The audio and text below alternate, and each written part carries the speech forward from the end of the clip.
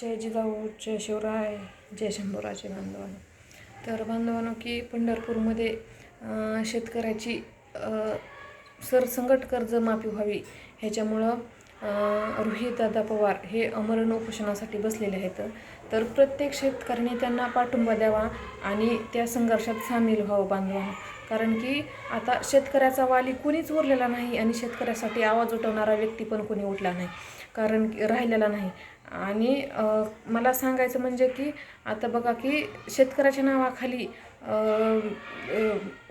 बच्चू कडू भाऊने सुद्धा की शेतकऱ्यासाठी मीही संघर्ष करतो, ती करतो, शेतकऱ्याची कर्जमाफी व्हावी त्याच्यामुळं मीही पाऊल उचलतो असं बोलले. आणि अखेर ज्यावेळेस संधी आली त्यावेळेस पटकन त्यांनी राजकारणात पाऊल टाकला.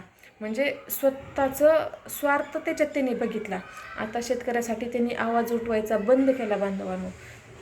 आणि त्याच्यामुळे मला सांगायचं आहे की जो पिकून शेतकऱ्यासाठी आवाज उठवल त्याच्या पाठीशी आपण आता तरी खंबीरपणे पाठीशी त्यांच्या उभं राहिलं पाहिजे. आता ही रोहित भैया हे पण शेतकऱ्यासाठी अमरण उपोषणासाठी बसलेलं आहेत.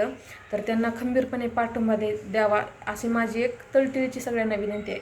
ज्यांना ज्यांना तिथून जवळ पडते, ज्यांना ज्यांना शक्य आहे तिने प्रत्येकाने जावं आणि रोहित भैयांना पाठिंबा द्यावा एवढीच माझी एक कळकळीची विनंती आहे.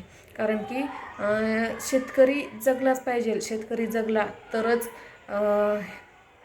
जनता जगेल असं म्हणायला काय बांधवांनो हरकत नाही. कारण की आता आपण बघायला गेलं तर की ही म्हणजे भेसळ करून ही जनतेचा जीव घेण्याचा प्रयत्न कसा चालू आहे हे पण आपण आता बघितलेलं आहे.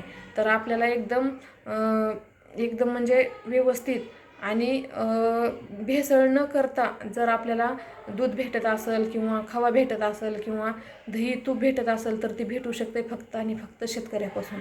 त्याच्यामुळं शेतकरी जगला पाहिजे आणि शेतकऱ्यासाठी एकजुटीनं आवाज हा आपण उठवला पाहिजे बांधवांनो. कारण की शेतकरी ही म्हणजे जगाचा पोशिंदा आहे.